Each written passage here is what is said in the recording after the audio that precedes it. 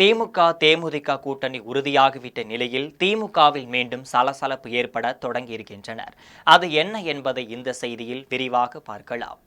தமிழகத்தில் கேப்டன் விஜயகாந்த் மறைவிற்கு பிறகு அவர் மீது மிகப்பெரிய அனுதாப அலை வீசி வருகிறது. இது வாக்குகளாக மாறும் என அரசியல் கட்சி தலைவர்கள் நம்பி வருகின்றார்கள். அந்த வகையில் தற்பொழுது பிரேமலதா விஜயகாந்த் தலைமையில் நடைபெற்று வரும் தேமுதிக கட்சிக்கு எடப்பாடி பழனிசாமி அழைப்பு விடுத்து வருகிறார். கடந்த முறை போல் வாக்குறுதியை தந்துவிட்டு ஏமாற்ற மாட்டோம் என்றும், நிச்சயமாக ஒரு ராஜ்யசபா எம்பி பதவியை தருகிறோம், எங்களுடன் கூட்டணி சேருங்கள் என அழைப்பு விடுத்திருந்தார். ஆனால் பிரேமலதா விஜயகாந்த் இதற்கு பதில் கூறவில்லை. இதனைத் தொடர்ந்துதான் பத்திரிகையாளர்கள் பிரேமலதா விஜயகாந்திடம் கேட்கும் பொழுதெல்லாம் ஜனவரி மாதம் நாங்கள் இது குறித்து வெளியிடுவோம் என்று சொல்லி வருகிறார். ஏற்கனவே திரைமறைவில் தமிழக வெற்றி கழகத்துடன் அவர் பேச்சுவார்த்தை நடத்தி வந்தார் என்பது நிதர்சனமான உண்மையாகவே இருந்துட்டு வருது. இந்த நிலையில்தான் முதலமைச்சர் மு.க.ஸ்டாலின் உடல்நலம் குறித்து விசாரிப்பதற்காக அவரை சந்தித்து பேச இருக்கிறார் தேமுதிக பொதுச் செயலாளர் பிரேமலதா.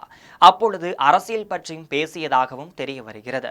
இருவரும் பேசிய நிலையில்தான் கூட்டணி பற்றி எந்த முடிவும் எடுக்கப்படவில்லை. இதனைத் தொடர்ந்து பிரேமலதா விஜயகாந்த் தனது பிரச்சார பயணத்தை தொடங்கியிருக்காரு. அவரது பிரச்சார பயணத்தின் போது திமுக ஆட்சியில் வன்முறைகள் அதிகரித்து விட்டனர் என்கின்ற ரீதியில் பேச தொடங்கினார்.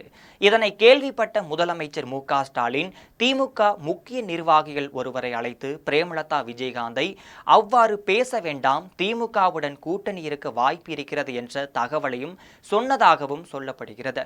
கேப்டன் விஜயகாந்தை பொறுத்தவரையில் திமுகவை எதிர்த்துதான் அரசியல் நடத்தி வந்தார்.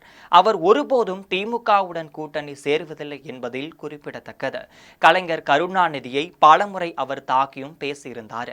இதை நிமித்தமாக தான் தேமுதிகவுடன் கூட்டணி வைக்க மு.க.ஸ்டாலின் முன்வரவில்லை.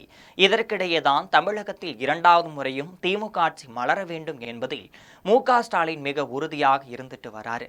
இந்த நிலையில தான் தேமுதிக போன்ற பல கட்சிகளின் கூட்டணியை அவர் விரும்புகிறார். இதே சூழ்நிலையில தான் திமுகவுடன் கூட்டணி வைத்திருக்கும் அனைத்து கட்சிகளும் தங்களுக்கு அதிக இடங்கள் தேவை என போராடி வருகின்றாங்க. இதனால மு.க.ஸ்டாலின் முக்கிய நிர்வாகிகளுடன் பேச்சுவார்த்தை நடத்தி திமுகவிற்கான தொகுதிகளை குறைத்துக் கொள்ளலாம் என்ற முடிவுக்கு வந்திருப்பதாகவும் தெரிய வருகிறது.